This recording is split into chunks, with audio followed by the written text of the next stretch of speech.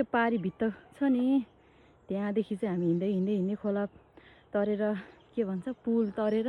उकालो चढेर चाहिँ हामी ठ्याक्कै यहाँ घाँस काट्ने ठाउँमा आइपुग्यौँ। घाँस चाहिँ हाम्रो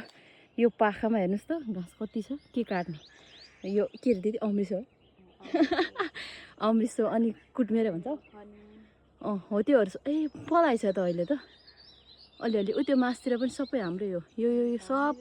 हाम्रो मेरै हो यो सबै मेरै हो पाखा सबै मेरै हो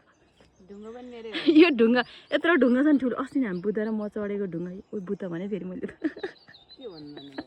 बुढा भन्नु मैले अहिलेसम्म भन्नुपर्दाखेरि मैले बुढै भने होइन मलाई कसम भने मैले अहिलेसम्म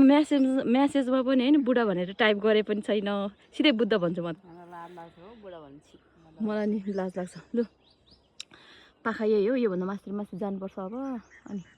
गएर काटेर चाहिँ घर जाने हो साथीहरू यस्तै हो रमाइलो छ गाउँघर।